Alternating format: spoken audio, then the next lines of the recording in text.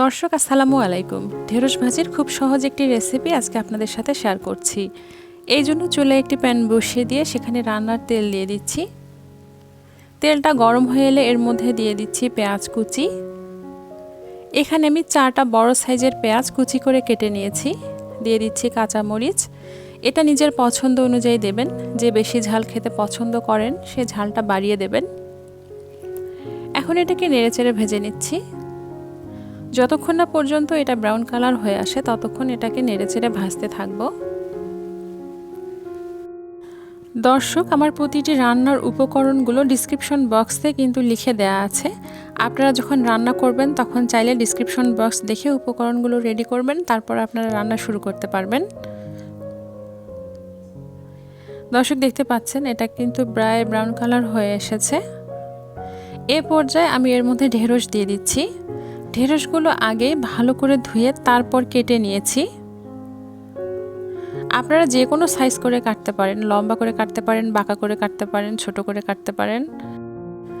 আমি কিভাবে কেটেছি সেটা তো দেখতেই পাচ্ছেন। এখন এটাকে নেড়ে চেড়ে নিচ্ছি।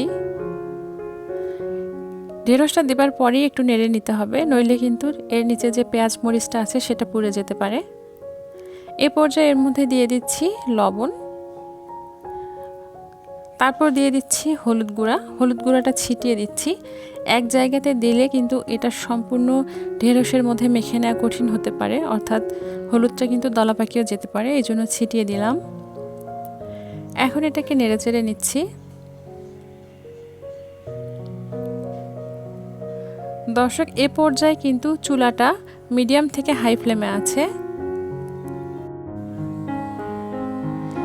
এ পর্যায়ে ঢেঁড়সটাকে ঢেকে দিচ্ছি। ঢেকে দেবার পর 2 মিনিট সময় পর্যন্ত অপেক্ষা করছি। দর্শক, 2 মিনিট পর ফিরে আসছি। দেখতেই পাচ্ছেন এটা কিন্তু একটু নরম হয়ে গিয়েছে। এখন এটা তেলের মধ্যে ভাজা ভাজা করে নিতে হবে। অবশ্যই এটাকে আলতো হাতে নাড়তে হবে, বেশি বেশি নাড়া যাবে না। বেশি নাড়লে কিন্তু এর ভিতরে যে বিচি আছে সেগুলো বের হয়ে আসবে, ভাজিটা আর দেখতে ভালো হবে না। আবার ওই ছোট ছোট বিচিগুলো কিন্তু তাড়াতাড়ি পুড়েও যেতে পারে। এভাবে ছড়িয়ে দিয়ে একটু অপেক্ষা করে তারপর আবার স্প্যাচুলা দিয়ে আলতো হাতে এটাকে নেড়ে দিতে হবে।